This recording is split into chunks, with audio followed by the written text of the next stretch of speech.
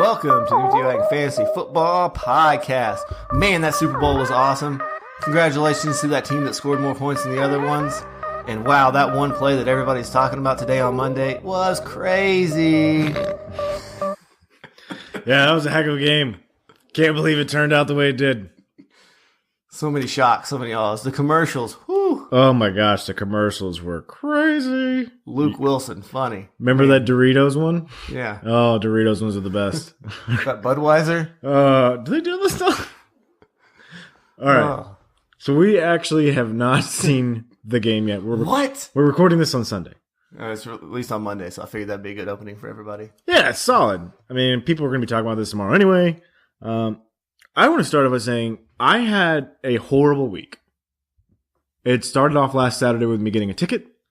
Oh, it did it ever. And then it didn't get better until yesterday. So it took a full 8 days. So Did it take last night for it to get better? No, so yesterday morning, so me and Brad actually coach our sons in basketball. Brad is the head coach because I don't know nearly enough about it.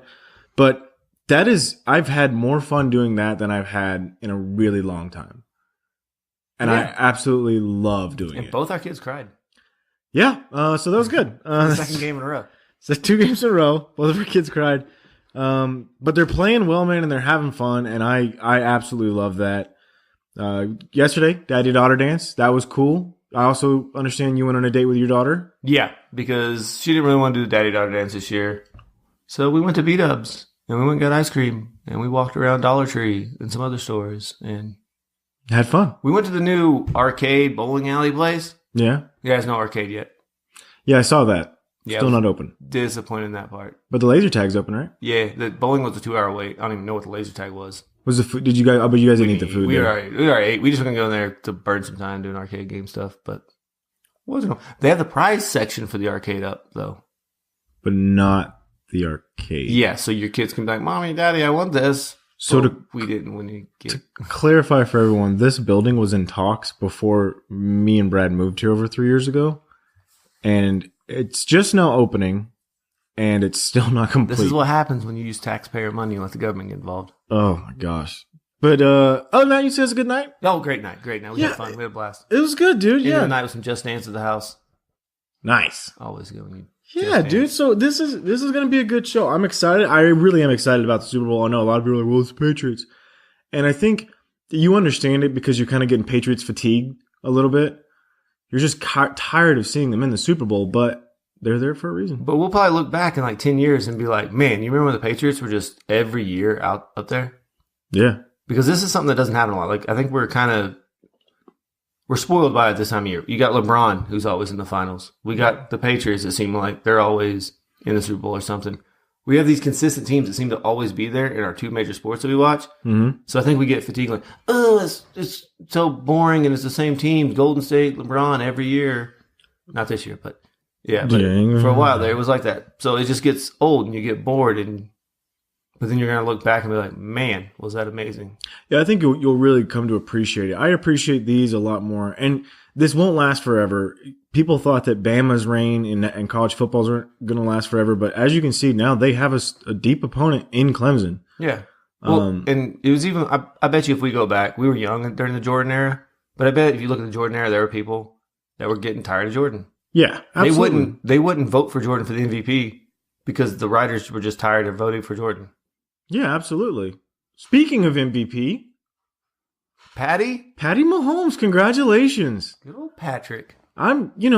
It's tough to argue with second-year player, 50 touchdowns, over 5,000 yards passing. And he had the hardest preseason ranking for a quarterback. For schedule? Yeah. Yeah, you're right. All of those things. He's never going to let me live that down.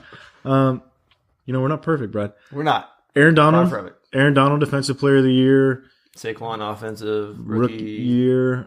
It was really good. Leonard, the linebacker from the Colts, was Defensive Rookie of the Year. I actually thought that the Chargers guy should have won that. The Leonard guy took off. Darius Leonard, because he had all his tackles. He almost led the league. It was the sacks and the fumbles. He almost led the league in tackles, didn't he? He took over because it was the Charger guy had it for the first half, but yeah.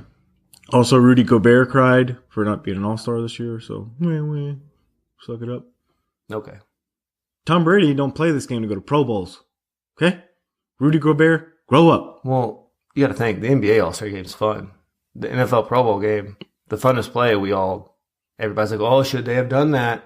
Did you even watch it? No, but I saw the highlight of Saquon and who was it that lined up at defensive end, and they got the fumble and they tried running it back. Mike Evans got an interception. Yeah, they let Mike Evans play defense. They let Saquon play defensive end.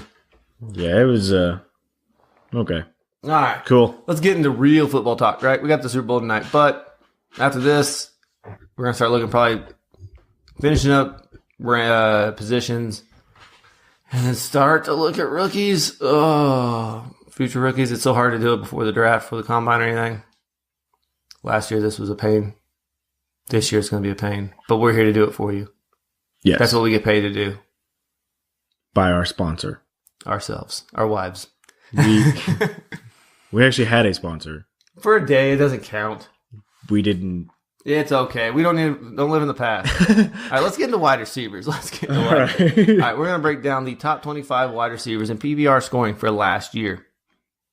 Yeah.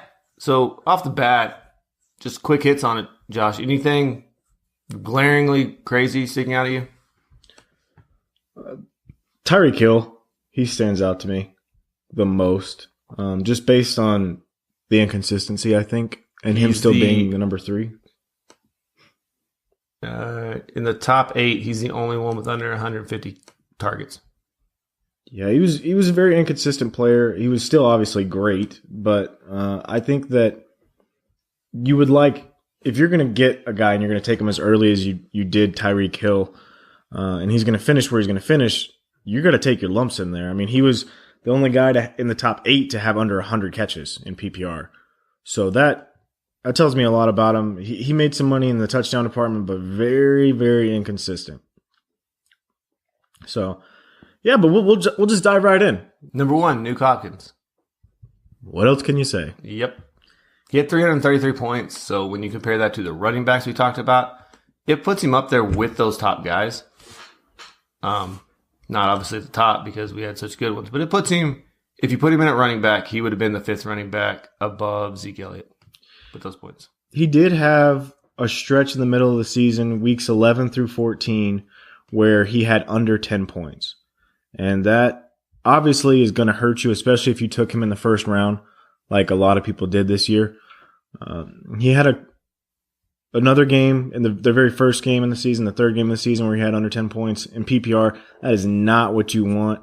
But overall, still a great player. I just think that, when you see that 4 weeks in a row, 11 through 14, under 10 points, that's kind of alarming for me. Is he your first wide receiver off the board next year? Hands down, no question about it. No, not at all. First wide receiver off the board. Nuke. Who would you take above him? Devontae Adams. Okay. Based on what he did this year, yeah. Okay. Devontae Adams has 1 game under 10 points. Okay. If you take out week 17, which he didn't play. Okay. I was just wondering because I still think Nuke is still the number 1 guy. When I just see that, though, I mean, yeah, you'll take the highs, but under 10 points, because where you're going to have to take him, if you want to take him, it's going to be in the first round. Yeah, into the first round, though, probably with the way the running backs are going to go this year. I don't see it. I would rather have Devontae Adams, maybe even Julio Jones. All right, let's get into Devontae Adams. Okay. Like you said, 329 points. He'd be right behind Zeke Elliott if he was being a running back. So right there, 5 to 6. I just want to say I realized I just messed up. What? I didn't have my scoring switched over to PPR. Okay. So we should probably just record that. No, I'm in PPR and that's the things. Yeah, but when I was looking at it, so... Oh, you're talking about their points over? Yeah, Nuke didn't have any games under 10 points in PPR. I didn't think there was. Why didn't you catch me? Well, I didn't have my numbers up, so I was like, okay, maybe he knows something I don't know. That's cool. Now I look like a fool. All right, so Nuke was really good then. Yeah, Nuke was very good. Okay. Thanks, Brad. No problem. You made me look like a clown. I'm embarrassed. But this will be out there for everyone to hear, so great. All right, anyway. So just so you know, this stuff is coming from fantasy data. Because I know before you got started, we talked about you thought Tyreek Hill was number 1. And for some reason with fantasy data, Tyreek Hill fell to third, but in ESPN, he's 1. In PPR? Yeah. I'm trying to figure out where he's missing his points. Okay, well, I'll talk about Davante Adams while you're doing that. Yeah. So Davante Adams, he had a great regular season. He had no games under 16 points if you take out the last week of the season. So that is great, very consistent, solid player. He had one really big game where he scored 35 points, but he had 2 touchdowns in that game, 16 targets.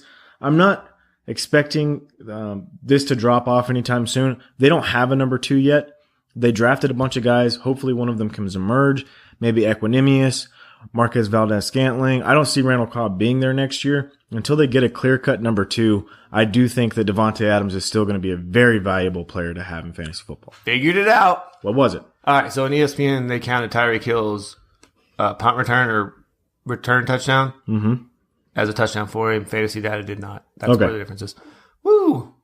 Digging into the weeds here. All right, well, you go ahead and break down Tyreek Hill then. All right, Tyreek Hill. So we talked about him having the least amount of targets so far and receptions.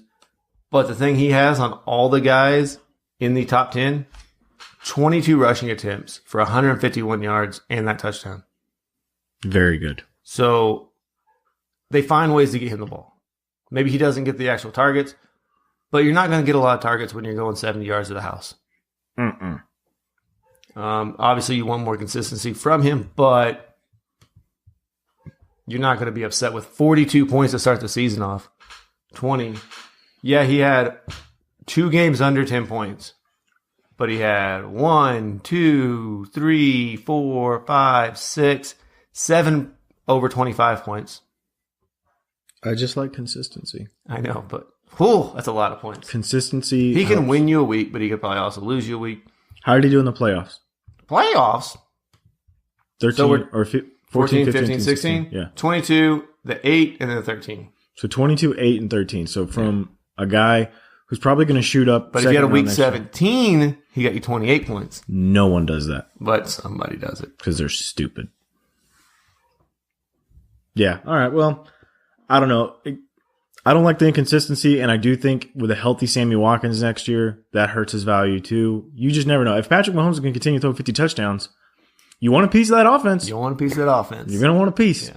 So I can't knock that. I mean, really, all these top 4 guys for sure, maybe 5 guys, you're fine with having. You're like having on your roster. Yeah. Because the next one's Julio Jones. Yeah, you're from your favorite alma mater. All right. He's a very good player. He had a great year this year. He actually scored some touchdowns, which was nice. Took him a while, but once he did, he just didn't stop. 1, 2, 3, 4, 5, 6, 7, 8 touchdowns this year. It didn't catch one until week 9. And then after week 9, he only had 2 games without a touchdown and 1 game with multiple touchdowns. Very good season for Julio Jones.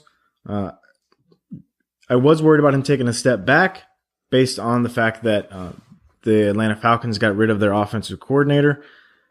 But, I'm not really worried about that now because they're going to bring in the guy from Tampa. Dirk Cutter. Mr. Cutter, who had already been working with Matt Ryan in this offense before. So I'm not as concerned anymore.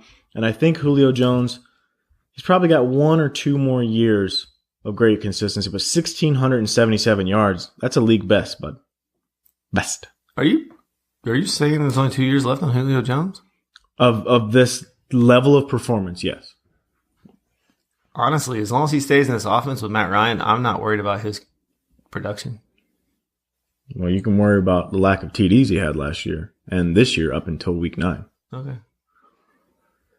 He's still a great player, and he should still be in the conversation. Without TDs, he gets up in the top 5 wide receiver range. So, would you take him there at 4th over, like out of wide receivers? Would you keep him at 4, or would you maybe bump him a little lower, a little higher?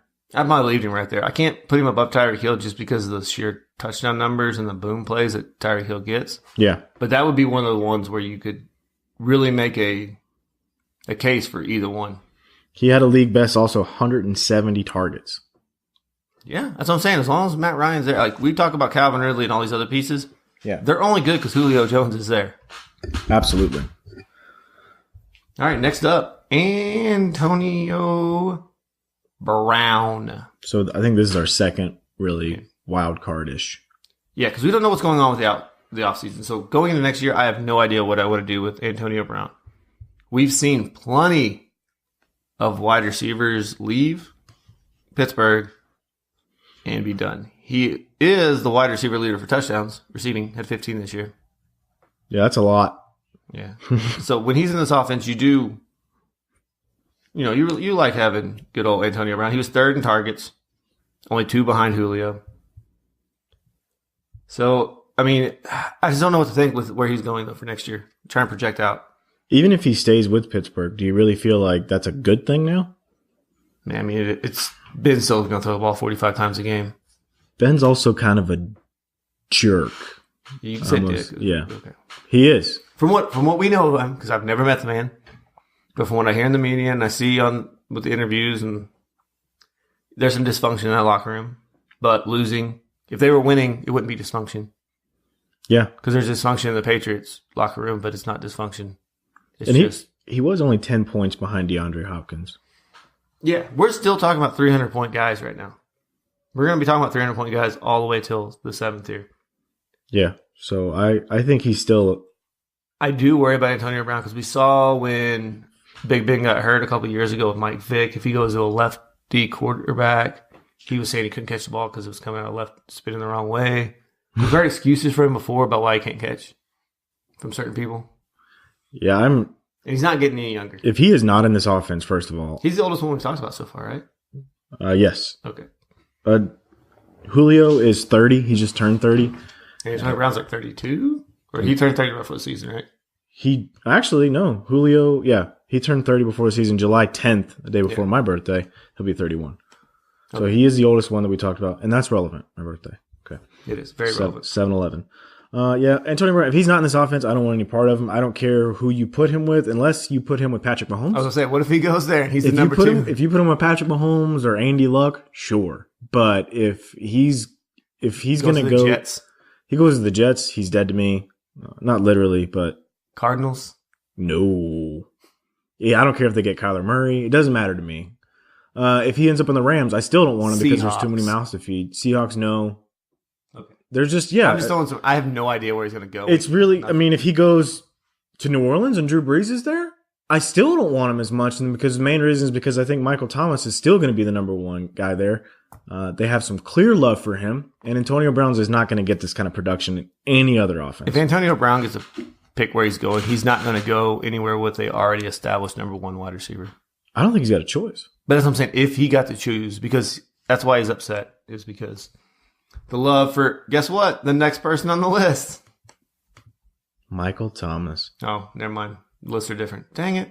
ESPN. Michael Thomas, 315.5 points. Only the top guy had 333. So Michael Thomas is kind of like a tale of 2 seasons. He started off real hot. Then he kind of cooled off a little bit. So 38, 30 points, 22 points. Week 4, 8 points. Week 5, 11 points. And then he came back up a little bit. There were some inconsistent games.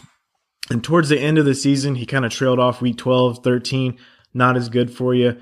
15, not good. If you made it to the championship in week 16, he had a great game, 27.9 points. But I think the issue here is that defenses are able to key in on Michael Thomas because whenever you're throwing the ball to 4 guys in one game who are undrafted, they're not real threats. Michael Thomas is great, but... Make the other people beat you. But without Ted Ginn in this offense, he struggled. And they don't really have to... Not that they say they don't have to blitz Breeze, but if they take away Thomas and they can cover Kamara, Breeze isn't running away. Yeah. I mean, the Saints aren't in the Super Bowl for a reason, guys. Yep. Yeah, so think about that. It has nothing to do with flags. It really doesn't. Obviously, Michael Thomas is still a great guy, and I think his best years are clearly ahead of him. He's only been in the league for 3 years.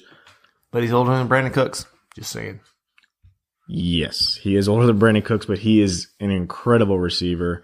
I think if you have Michael Thomas in Dynasty, you're very happy. And I think that he is going to still fly off the board round 2 next year. Do you worry, you brought up Dynasty, with maybe Drew Brees only having 1 or 2 more years with Michael Thomas, with no clear successor there? Because obviously Drew Brees is a top-level quarterback. Well, we could say that about a lot of guys. I mean, we could say that about Devontae Adams, Antonio Brown. Yeah, because if you actually look at the guys we talked about, none of them had bad quarterbacks. I mean, you could worry about it with Julio Jones. How much longer does Matt Ryan have left? Oh, Matt Ryan's way younger compared to Drew Brees. Yeah, compared to Drew Brees, absolutely. But, I mean, Mike Evans, Jameis isn't going to be there.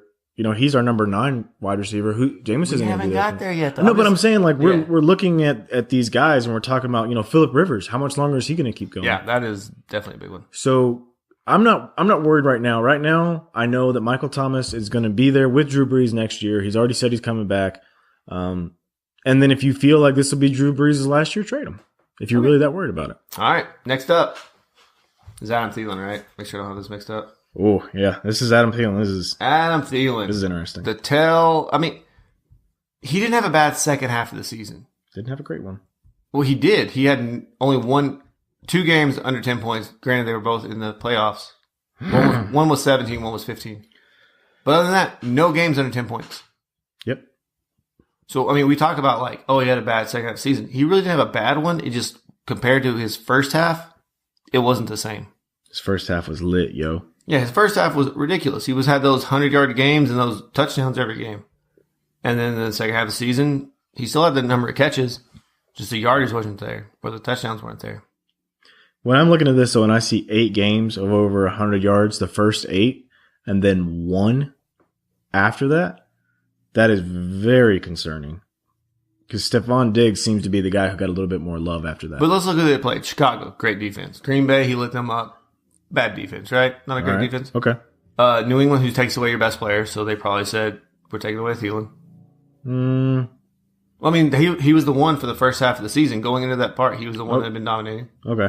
The Detroit game is the one that's, okay, Darius Slay, maybe, I don't know. Seattle game. Miami. The Seattle game, though, their secondary came on strong. Miami does have some good corners. They don't have a great defense, but they have some good corners. Prove it. Okay, go to the place where they rank them. Prove it. Detroit again, then Chicago again. You know, in the beginning of the season, it was San Francisco, Green Bay, who he lit up the second time, Buffalo, whose defense didn't scare anybody, the Rams, whose defense was good, but this is after the Talib injury, and the Peters was hurt. Philadelphia, who, oh my God, did they have a secondary? Arizona, they have Patrick Peterson, that's it. Mm-hmm. The Jets. New Orleans, whose defense wasn't looking great. Yeah, I understand what you're saying, but to me, the guy now is more Diggs than Thielen. Oh, I think it should be Diggs. I think Diggs is the one that they go to when you look for big plays down the field. Thielen was getting them. He plays in the slot, which helps him out, and that's why he gets his production is because he's coming out of the slot. And Thielen ain't no spring chicken. No, he's not. 28 years old. No, he's not. He looks like a punter. He really does look like a punter. Or even like a quarterback. Like that, like a Charlie Whitehurst. Yeah, he don't look as fast as he is. No. But are you using all those draft puns since the draft's right around the thing? Like the racist draft marks stuff. No, I you know what I'm saying? Like it's a white guy out there, like he's surprisingly fast, has a high motor. I try not to high football intelligence. You know what I'm talking about? They do it. Like watch it. I try not to go down those roads. No, I know. Who would you compare Adam Thielen to? Steve Largent. Yeah. You just compare him to other white wide receivers. Like none of them ever like. Yeah, he looks more like a Julian Edelman. He looks more like a Lynn Swan out there. Like no, that's not gonna happen. It's gonna be like Julian Edelman, Chris Hogan. Yeah. Yeah, it's weird how that works, right? Yeah, weird. Can't see skin color. You guys are watching that. Watch it when you watch Mel Kiper and all these guys break it down. All right, but Adam Thielen, you don't want any part of him in the first 3 rounds, do you, next year? I don't. Unless it's back end of the third. Yeah. You'd rather have Diggs, though? If it was 100% rather have Diggs. Because he was the one who came on at the end of the season when Kirk Cousins got a little bit more acquainted with the offense. That's the guy I want.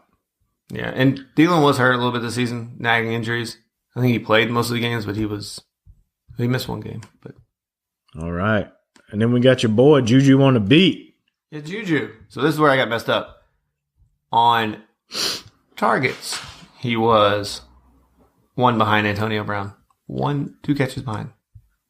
Or 2 targets behind Antonio Brown this year. He was very good this year. And caught more passes. For a sophomore season, he had a great USC wide receiver. Yep. he had 2 games under 10 points. So that's obviously very good, especially where you drafted him. He went in the 4th round last year or 5th round, depending on where you got him. And you got solid wide receiver 1 production out of this guy. And I'm actually expecting him to be the number 1 next year in Pittsburgh. Even if Antonio Brown's there? Even if Antonio Brown's there. The actual number 1 or the number 1 fantasy-wise? Fantasy-wise. Okay. No. Number 1 production, like when you look at production at the end of the season, when we look back? Okay. But their contracts end same time. And guess who's going to get to stay and guess who's going to get to leave? Well, yeah, there's also going to be a lot of difference in the price they're going to be asking for, too. I don't know, man. I mean... No, because AB is going to be asking for big-time money. Yeah, Juju, though? Getting that money, baby. Getting that money. Juju, great season. He had all them touchdowns. Well, he had a few touchdowns. He had plenty. AB had more, obviously. But, yeah, I really do... I like Juju in his future, man. I think he's going to be a solid dynasty player. I think he's going to be a great player next year. He did well for you in the championship and the playoffs.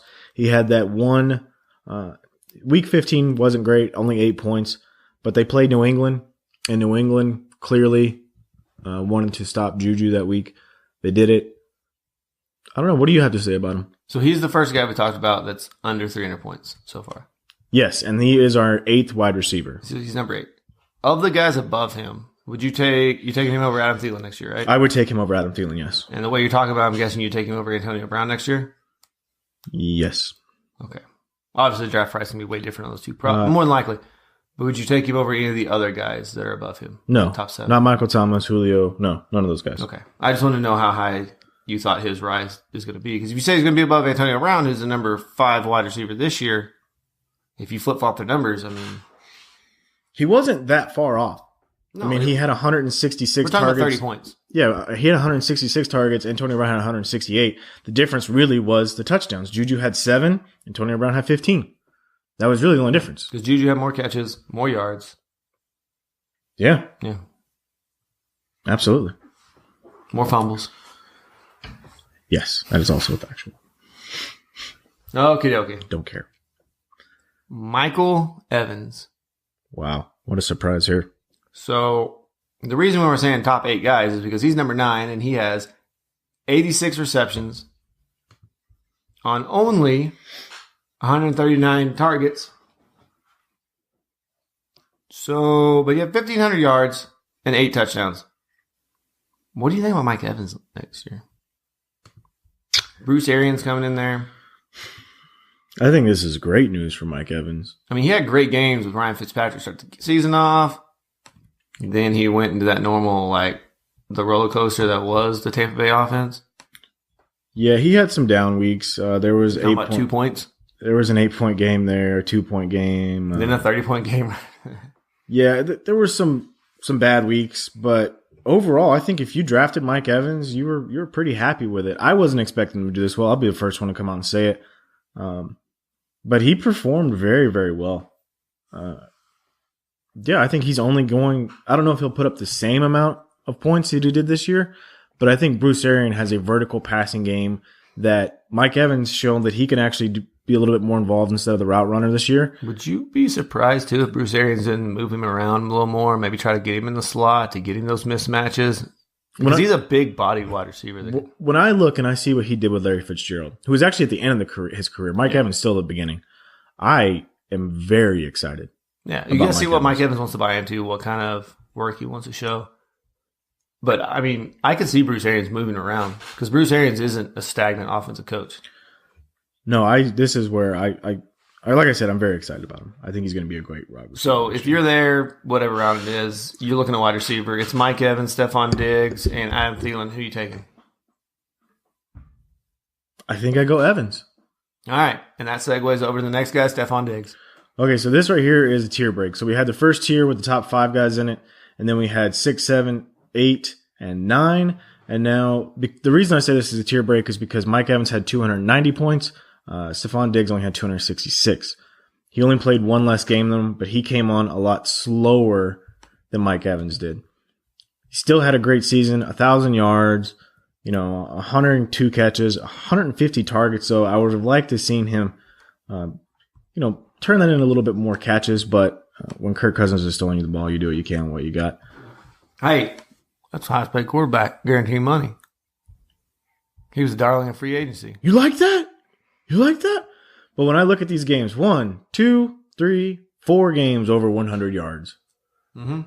That does not make me feel good. No. And then you think, but then you got the games with touchdowns. Yep. 1 touchdown, 2 touchdowns. Then he went on a touchdown like cold streak. It's probably because he's on my team. Then a touchdown. A couple weeks without touchdown. 2 touchdowns. Back-to-back weeks. Then no touchdowns. Then in the playoffs, he wasn't great.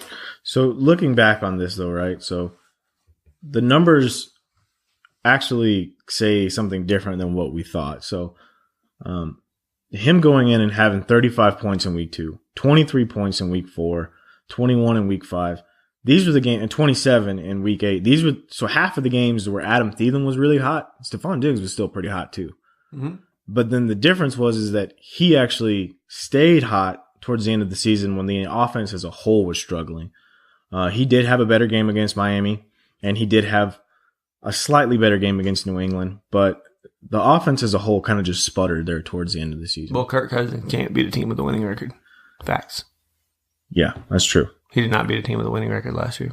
Yeah, but the Detroit game, that was just a bad offensive game overall. But he did perform very well against Chicago in that last game, and obviously in the first game. So I like him more because the upside is greater than it is with Thielen. He's younger in his career. The injuries, those nagging injuries he had, that was an abdominal injury, a hamstring. He had a bunch of different injuries throughout the season. So he only missed 1 game, though. He only missed 1 game, but when he comes into games, iffy. That could show why in a Detroit game he had 0 points. Oh, that was his game he missed. But, why he has little small games. And when you have a player that's hurt, sometimes I almost wish that they would be out than play because you don't know what their workload, especially a wide receiver, what's the workload going to be? How many times is he going to be featured? Do you still see him as a wide receiver 1?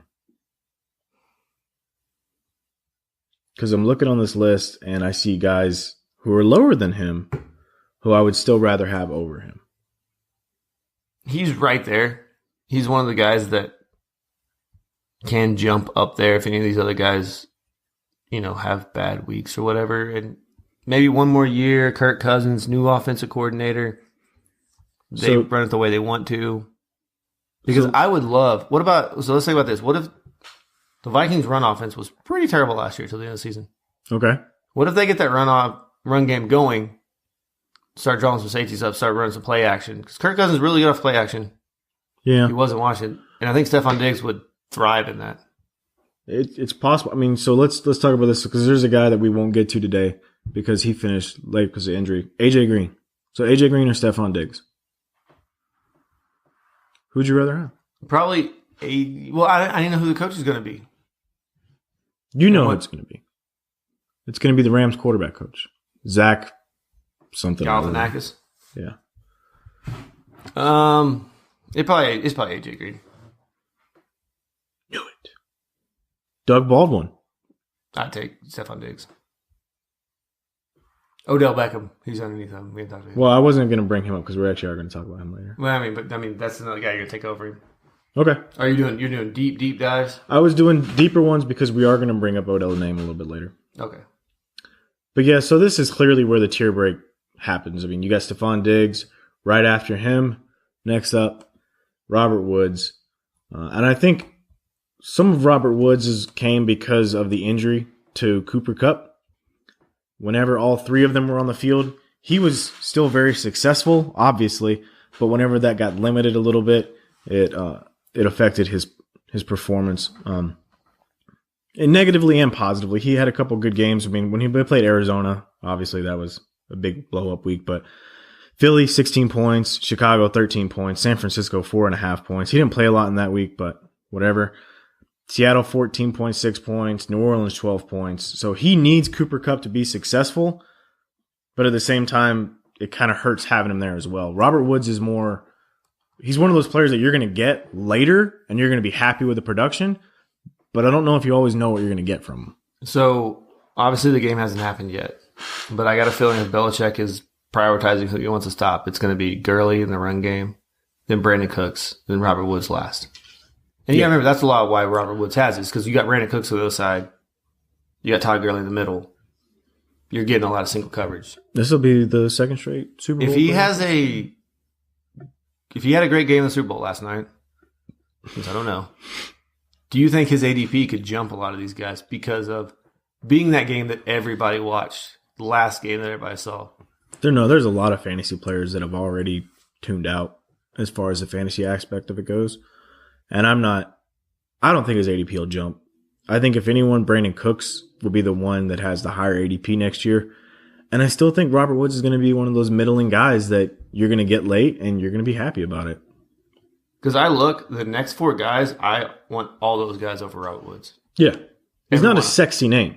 And just so everybody knows, it's Keenan Allen, Brandon Cooks, T.Y., and Odell. Yeah. All those people I want over Robert Woods next year. Not a sexy name, not a sexy looking guy. Wow, man, that's just rude. I mean, he looks better than Brandon Cooks. Brandon Cooks looks homeless. What? But look at his picture. Bring it up. No, Brandon Cooks don't look homeless. Looks straight up homeless. No. Robert Woods, clean cut. Keenan Allen looks homeless. Keenan Allen is homeless. And you notice he's been bringing the hoodie back? He did it in the Pro Bowl and he did it in the last playoff game too. Yeah. We're not supposed to wear the hoodies, and he was doing it anyway. You just tucked it in the hood? No, you could see it flapping around. When he walks out there, though, it's tucked in and it comes out when he's running around. Yeah. Dez is, has to be tucked in. His jersey's supposed to be tucked in, but as soon as he starts running, he untucks it. Yeah. So. All right. Speaking of Keenan Allen, let's just jump in there. Keenan Allen. Number 12. Started off super hot against Kansas City, but that was a game when they were behind. And then it was just no touchdowns until the Oakland game. And then he decided to go on a little touchdown run. And then in the playoffs, he boned you against Kansas City because he got hurt in that game. He did. Unless you were playing Brad, who also started a player that got him 0 points. Yeah. Or you were playing me in another league where I had Keenan Allen. And he got you almost nothing. Yeah. Who was the guy that you started that week that got hurt instantly? Got 0 points? I don't remember. I remember that. I was like, oh, I'm so lucky. And then Keenan Allen does that. I was like, you got to be freaking kidding me. Yeah. But no, Keenan Allen, I still like the production. As long as Phillip Rivers is there. What do you think about Mike Williams next year, though? I think it helps him. You do? Yeah. You get another consistent outside option. Okay. What was their other consistent pass-catching option? Antonio Gates. Melvin Gordon? That's it, though, right? Yeah. There was no tight end. There was no other receiver other than Keenan Allen. So they moved him all around the field to try to get him in position to make plays. Yeah, I'm looking at his production, and he was solid. Yes. He wasn't a world beater by any stretch, but he was a solid wide receiver, which is... And if you go running back, and then you can grab him as your first wide receiver, you're so happy about that. Absolutely. Because this is what we're talking about, guys. We're not talking about guys that you're going to have to reach and take them as your first, maybe not even your second pick. Yeah. The way running backs are going to go next year, these will probably be guys you can possibly get third, maybe fourth round if you're in crazy leagues where people take tight ends and quarterbacks early. Which we are in those leagues. Yeah, a lot of people play in leagues like that. I mean, it's just common practice. So, I like Keenan Allen next year. I'm a Chargers fan. But whatever. Yeah. As long as Rivers is there. If Rivers decides to ever hang it up, then I'm off. I'm off like Phillip Rivers' contraceptives. Okay. All right. Next up, another LA player. This will be the third one in a row, Mr. Brandon Cooks, who I said looks like a homeless person. I think he's the most talented of the 3 wide receivers in LA. I respect his game. But there is a reason that he's been on 3 different teams the past 3 years. We know that he's going to stay in LA because he's already locked up with that big deal. But he trailed off there towards the end of the season. Weeks 13 through 16, he had 10, 5, 11, and 9. What do you have to say? He had some fat games in the middle, and it was an up and down season for Brandon Cooks. I still like Brandon Cooks because he has that big play potential. He's really fast. Yeah, he's real fast. Yeah, and the reason he's been on 3 teams in 3 years is because teams are giving up first-round picks for him. But you don't see other guys getting traded like that. But look, okay, the Saints traded him. They had Michael Thomas. They weren't going to pay Brandon Cooks. Okay. Because they had all their money tied up in Breeze, in their running backs, in their offensive line. Money. They want to start paying on the defense. Then he went to New England. And New England doesn't pay anybody. They don't even pay Tom Brady, comparable to other quarterbacks in the league. Which is why they keep winning. Why doesn't the rest of the league catch on to this? I don't understand. Because you have to have a quarterback to win. No, I understand that, but why are all these other greedy quarterbacks who suck taking all this money when it could be allocated to other positions of need? No, it's so frustrating to watch. Here's the funny thing is that they say you need a quarterback to win, right? Don't pay your quarterback. Pay for your offensive line. Get a Jared Goff in there, who we can say Jared Goff is what Jared Goff. He's good, bad. We don't know. We've seen 2 years of Jared Goff. We've seen very bad Jared Goff.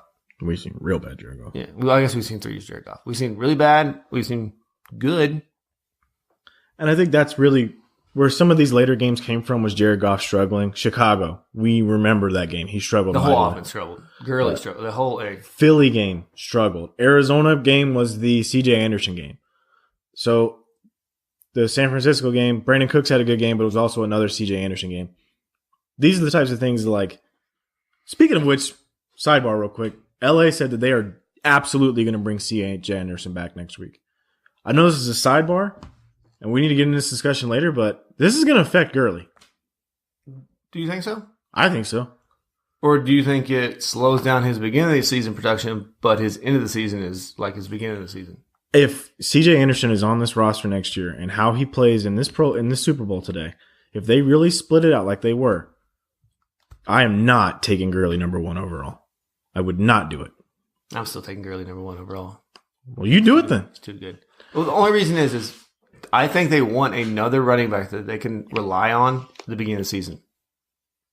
They don't have that. Gurley is worn down. He is last 2 years he has been beat up and worn down by the end of the year because he is like 70% of that offense. And all C.J. Anderson does is go to Super Bowls. So he's only been to 2? 3. He was with Denver on both of those. Both the Manning ones? Yep. Oh. Yep. Okay. All he does is win no matter what. He doesn't win in contract negotiations. No, he doesn't. Very bad at that. But CJ 3K balling out. Anyway, Brandon Cooks, I would still be excited to have him over Robert Woods. And I would even venture to say I would take Brandon Cooks over Adam Thielen. You're just not high on Adam Thielen, right? I'm not. He's like 32, right? No, he's only 28. What is that? He's only 28, but yeah, I just, okay, not feeling him. T.Y. Hilton only played in 14 games. Injuries, man. Ghost. But when you got Andy Luck, right? Don't hurt. That high-paying quarterback. He's not as great in PPR, but he's still pretty good. 14 overall.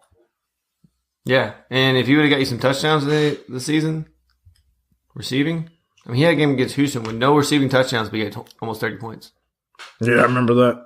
Yeah, so, yeah, he's good. I don't know, say he's fast, he's good. I wish he would stay healthy.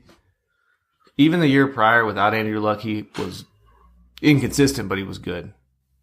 Well, I mean, they had Jacoby Brisket. Yeah, that's what I'm saying. So, he's really good. He's real good.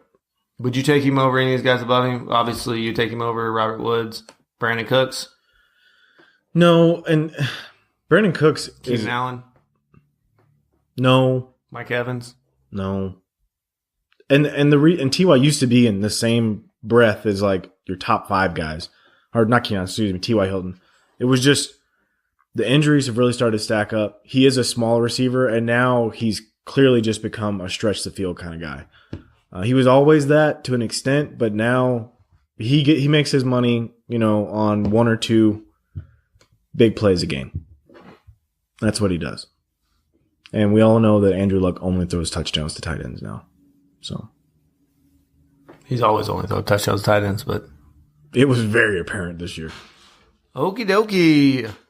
The next guy, though, Odell Beckham. He'll be up in those top 5 of wide receivers taken next year. You love him. I love everything about Odell.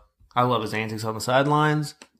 I love how crazy he is. That prima donna attitude. I love it all. He's a wide receiver. You love him so much. Yeah, that I traded away. You sold the farm.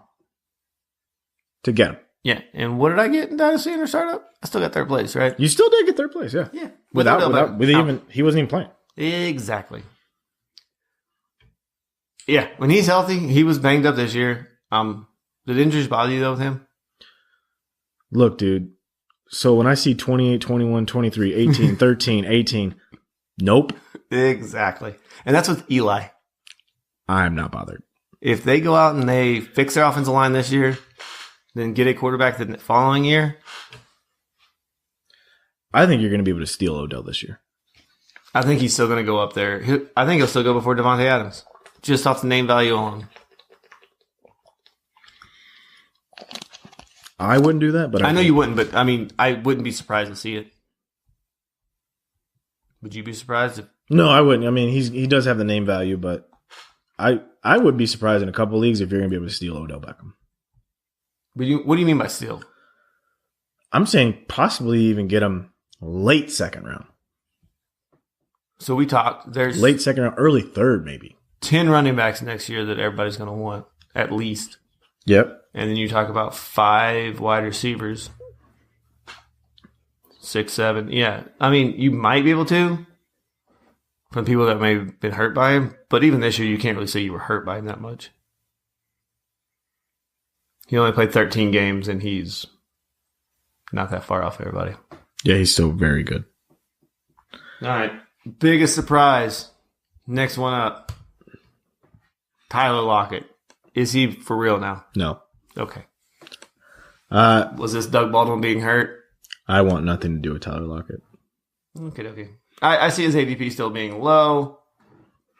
This is an outlier. I mean, what about him in the next game? Let's just compare these two. So Tyler Lockett, Tyler Boyd. Let's do the two Tylers. Tyler Boyd actually had really good games with AJ Green on the field. When I see him having games with double-digit receptions and targets, I'm more prone to go the Boyd route than I am. And this is with AJ Green. We're not, because Tyler Lockett, Doug Baldwin was hurt. And it's a run first team. Tyler Lockett made his money. He is a very poor man's version of like a T.Y. Hilton. Oh, he's a deep only. Yeah, he's touchdown or bust, baby. It was an out. When Doug Baldwin was banged up most of the year, he came out and he said that. And Tyler Lockett appeared out of nowhere. But this is a running offense. Make no mistake about that. Seattle's going to run the ball. Russell Wilson was ridiculously efficient this year. That will not continue next year. You cannot take Tyler Lockett as your wide receiver 2. You can't. Or your wide receiver 1, if that's where you're at in the rank. We're far enough down. These should be wide receiver 2s. Please don't do it. Please don't do it.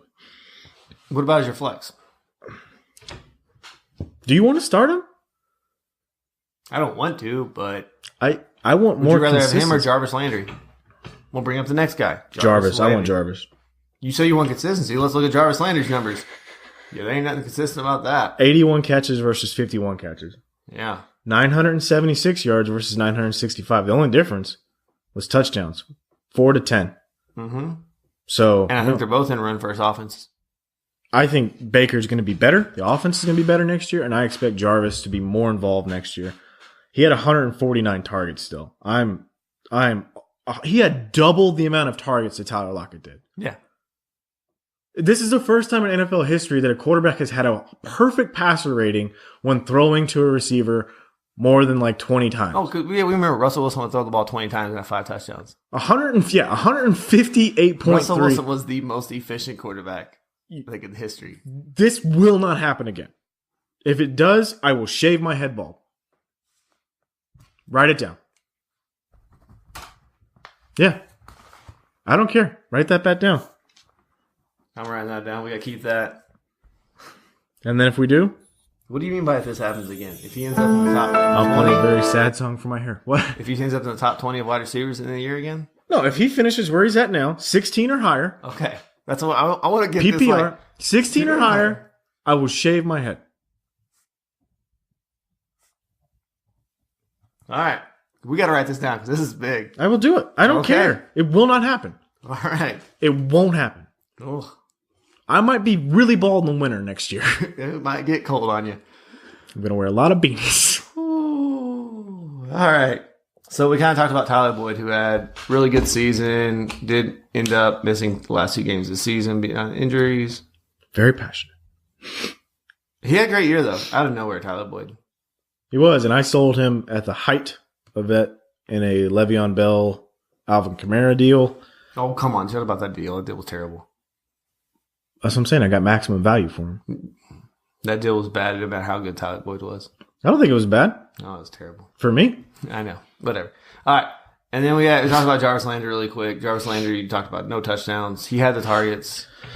PPR sort of saved him, but it wasn't what you were expecting from Jarvis Landry in this offense. We'll see with Freddie Kitchens during the show how they actually go about things there.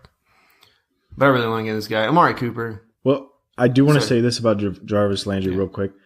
So out of everyone that we're going to talk about today, he has the lowest catch rate. He has the lowest catch rate of anyone in the top 37. Yeah, but that's because I want to see what these targets really were. How many of these targets were catchable targets? I know, but I'm saying 54%.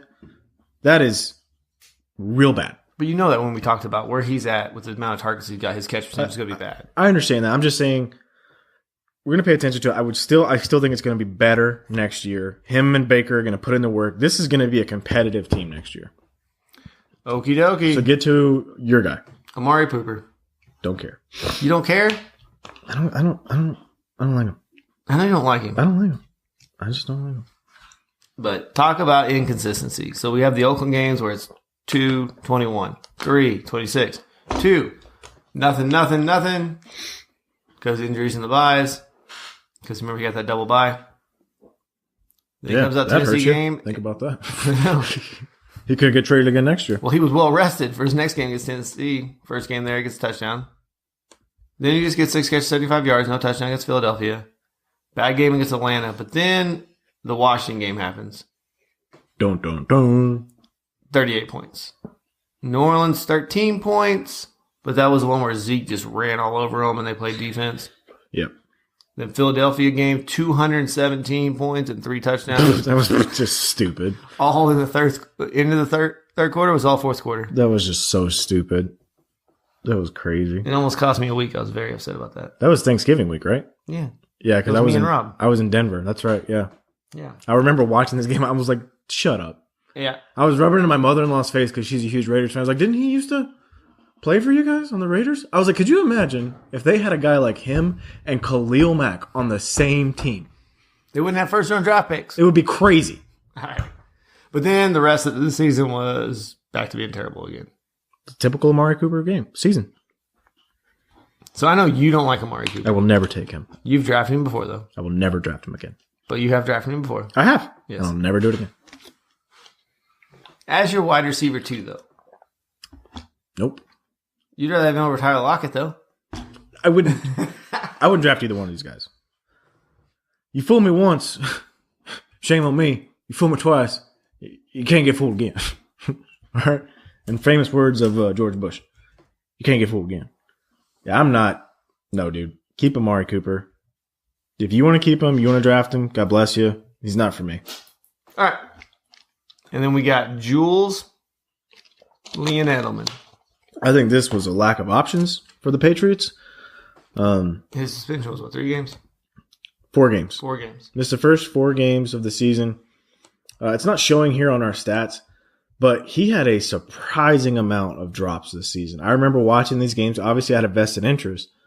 But Julian Edelman dropped the ball a lot this year. Do you think that's what his drugs he got busted for, was sticky hand stuff? No. Okay. And did you know that he only ran 3 routes all year? What's that, curl route? An out route? I don't know. I remember reading that and I was like, what? Yeah, he only ran 3 routes. Fly like a slant? He ain't going deep. Or did I dream that? You might have dreamt that, dude. I probably dreamt that. I mean, it seems like he would. Maybe he only ran 3 routes that he caught balls on, but I feel like he ran more routes than that. Maybe it was a very vivid dream. Either way, okay. Julian Edelman was a model of consistency. He was a model of consistency. He only had 1 game without double-digit points. If you had a filler for those first 4 weeks of the season, he was a solid wide receiver too. And unless the Patriots go out and get another guy next year, which they're not going to pay up for anyone, they're going to go get somebody that gets thrown to the. They're going to go get another white wide receiver who used to play quarterback in college, like Julian Edelman. Or lacrosse, and they'll be the guy. But Julian is still the man there. He wasn't the man when he played Sean McVay in college. Well, we'll see how. Last night, things were pretty crazy, so we'll see how that works out. Last night in the Super Bowl. Oh yeah. So we'll see how it works out. He gave me this weird look, like, "What the hell are you talking about?" Yep. And then Kenny Galladay. Boom, boom, boom. So he's going into his third season. And what do we say about third season? Third season breakout. Is he your top guy going in third season? Him or Juju? No, Juju. Okay. Don't be stupid. Well, I'm just saying. If Antonio Brown comes back, but don't be stupid. Okay. Don't be stupid. I just want to keep saying stupid. Would you rather take Juju in the second or third round, or Kenny Galladay in the fifth round? Because I like to scoop up another running back in the fourth or fifth round. Juju in the third. But you're gonna go 3 running backs, so you can't do that. So see, you prove my point. Juju in the third. I would rather have Juju in the third than Kenny in the fifth. What if it was Juju in the second, though? Into the second. Kenny in the fifth. Okay. I will not take running back wide receiver. I'm not going to do it. There is a model. There is a model to win this thing. We'll see. And you're the one that showed it to me. So it depends on how the running backs go and where you're at. I don't know. I just know that there's a model. I used it, and it worked very well. So it did, but it could have ruined you if you would have won Jordan Howard. Could have. Didn't. You got to hit. You can't miss. That's the damn sure can't miss, dude. Woo! I missed on LaShawn McCoy. Could have ruined everything. It's like when I go to the roulette table and I play black, two of the thirds, and then every black number in there. Yeah, it's real dangerous. Really hedging my bets on a couple of those numbers. It comes up red or green, I'm screwed. Or you're going to be just... It's going to be your life. And that'll probably... Either win money really fast or you're out really quick. And then you get to have a nice conversation with the lady you're married to. Oh, no, she understands. Hey, you win some, you lose some, bud. What about the next guy, Calvin Ridley? Don't care. You don't care at all about Calvin Ridley? He had a little stretch in the beginning of the season that made you think he was something, and then after that it was very, very inconsistent. I like Kenny Galladay more than Calvin Ridley. Okay. What about Adam Humphries? Because we're almost at the end of this right here. Yeah, so... Here, I'm just going to lump all the guys in together. We got Calvin Ridley. We got Emmanuel Sanders, who you don't even think is going to play next year. I don't, sadly. Adam Humphries and Larry Fitzgerald. These are the last 4 guys we're going to talk about. Larry Fitzgerald doesn't have a quarterback. Yep. Adam Humphries has Jameis, who's blind. And Calvin Ridley. He has so many wide receivers there. Adam Humphries does. And Calvin Ridley's 25 years old, so I don't know. So my thing is like... Gun to your head. Gotta... If I have to pick Calvin F1, Ridley... marry one. If I got to pick Calvin Ridley or Adam Humphries, who am I taking? Yeah. I will take Humphries. Humphries out of those 4. Well, Emmanuel Sanders, obviously, if he was healthy, he would be the number 1 in this category, hands down, right? Yeah, hands down. But he will not play next year. And if he does, it's going to be in the season. I would rather have Alshon. Yeah, who's actually outside the top 25, but I would rather have him. Yeah. You didn't ask me I know. that question. The problem with Humphries is the Chris Godwin, the Mike Evans of it, all the receivers, the Cameron Brate, O.J. Howard. The reality, though, is that if one of these guys... So the thing is that you have to pinpoint or piece together a solid wide receiver, too. Mm-hmm. These guys, we're talking about 188 points, 200 points for Calvin Ridley, but those are big blowout games. If you're starting these guys, you don't have a solid wide receiver, too. No. You have guys who have great games, and then they fall back apart. So you'd rather have Golden Tate over these guys if he's still in Philly next year? I would rather have Golden Tate in Detroit. What about in Philly? Corey Davis in Tennessee with another new offensive coordinator. Dude, Corey Davis doesn't have a quarterback. I don't feel good about any of these guys. Mike Williams. I'd take Alshon. Mike Williams? No. Okay. This is tough, dude. It's really tough because There's maybe Robbie Anderson as a 2 next year. But this is what happens with the strategy of taking 3 running backs. Yeah, you get pigeonholed into one of these guys. Lower guys, the Jarvis Landrys and Amari Coopers, or worse. But see, that's why you got to take a little bit of a risk, right? So I took a risk on T.Y. Hilton because I wasn't sure how well Andrew Luck was going to play. And if he didn't, you're screwed. You have to take a little bit of a risk there to make up for you taking running backs early, solid studs early. Especially so here, we'll close the show out real quick with this. If you're going to go the 2 running back strategy, you have to go with a high upside, probably a really risky wide receiver. You can't go with that safe Larry Fitzgerald. No. Even that safe, I even say even that possible safe like Alshon Jeffrey-ish, who you're hoping for. You want that guy that may screw you. Like that's why even as much as you hate Amari Cooper, if he stays with Dallas, he's a good wide receiver to pair with that combo. Because your running backs will get you consistent points. You just need this hodgepodge of wide receivers you throw out there to somehow combine for 20 to 40, 30 points. Absolutely. And you need to find PPR studs like Julian Edelman out there who just get, if you're in PPR, obviously, you just get catches on catches on catches. Those are the guys that you have to have. The Cole Beasleys of the world. No. Well, when he goes to New England next year and wins himself a Super Bowl. Dude, that's where he's going to go. That's exactly what's going to happen. Oh my gosh, we just pieced together the next piece of the puzzle. He's going to go there 2 years, $12 million, and he's going to be a friggin' stud. I would not put it past him at all.